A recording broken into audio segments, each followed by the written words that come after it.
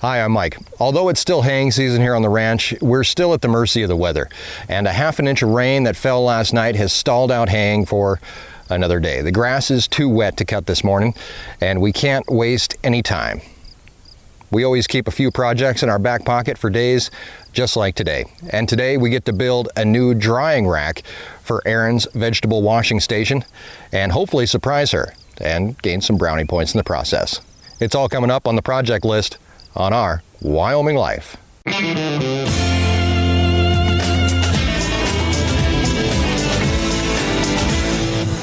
Thanks for joining us in our Wyoming Life. Please subscribe, come along with us as we explore the ranch life and escape the ordinary.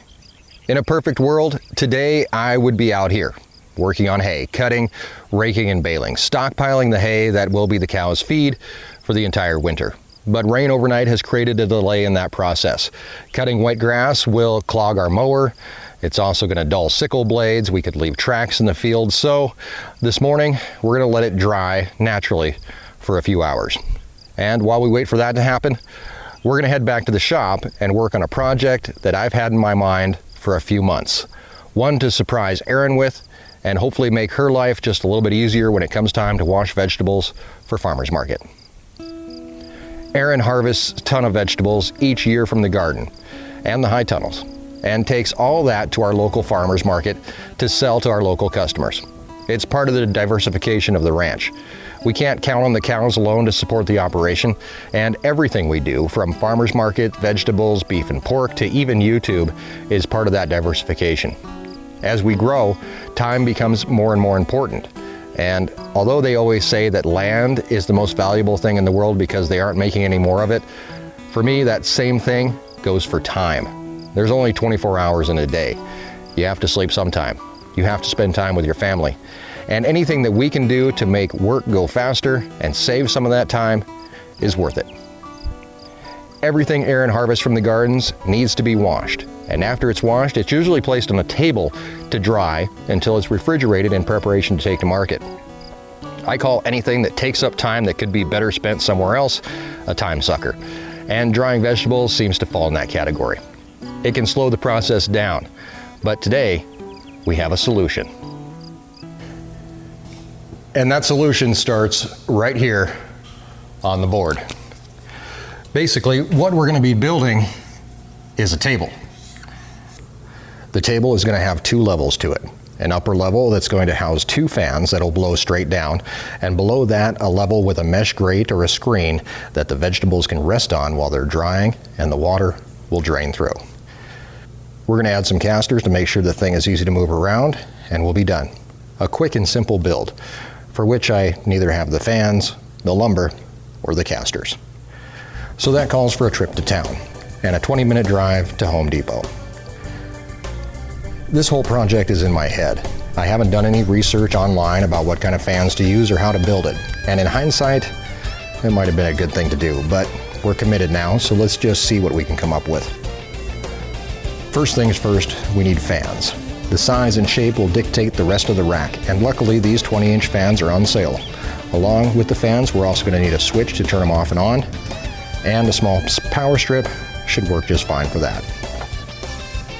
When it comes to casters, I'm not quite sure how much this thing's going to weigh, but it's only going to be rolling around on concrete in the shop, so 2-inch casters should work just fine. Elsewhere, we find our grate to use on the vegetable level, and then we just need lumber. A majority of the framework is going to be built out of 2x4s, so we're going to grab a few of them. Any extras that we don't use can be used around the ranch eventually, so I'm not afraid to grab more than I need. With around $100 spent and everything loaded up, we can head back home, where hopefully the grass is drying nicely and we're able to get into the field this afternoon, but not until we get this thing built and working. The size of this is going to be based on the size of the fans. And now that I look at it, maybe I should have gotten 3 fans, make a bigger table, but that's okay. We'll call this a proof of concept and make sure it works.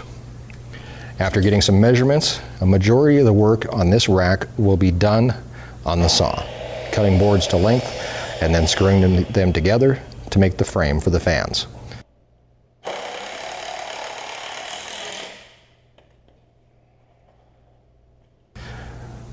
They're also going to be held in place by making a shelf out of 1x4 material, cut and placed around the frame.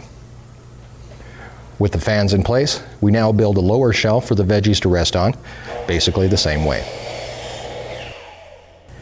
I never said this was going to be a complicated build, but sometimes we have to worry about function long before we worry about form. The metal screen, used because it can be sanitized, is going to be held in place using screws and washers. And then the excess is cut off.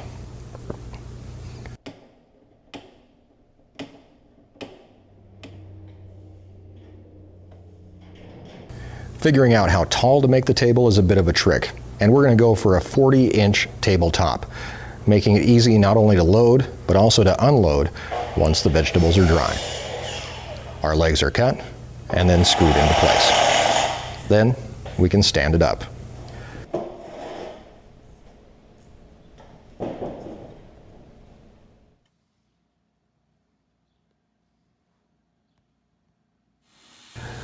To make sure everything stays square, I'm going to add supports to the bottom.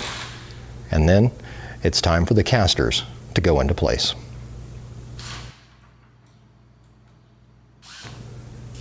Now that we know it rolls, the electrical is next.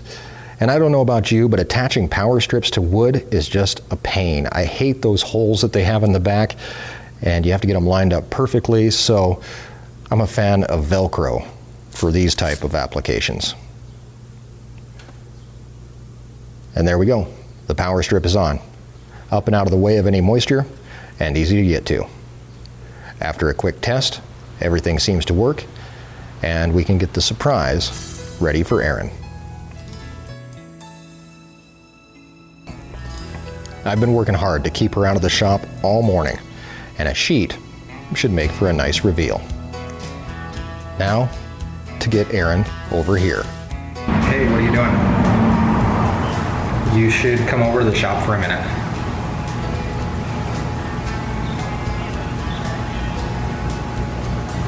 Okay, and then come to the shop. Okay, bye. What are we doing? You should come and see what we made for the project list. Oh, okay. What'd you make for the project list? Something. Why is it all covered up?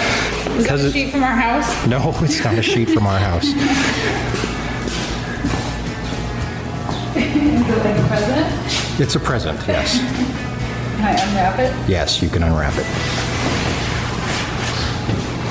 What's a drying rack? Yeah. Awesome.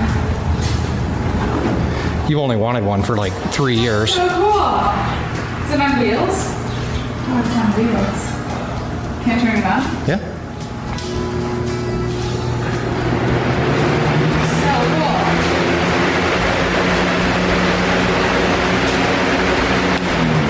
Super cool.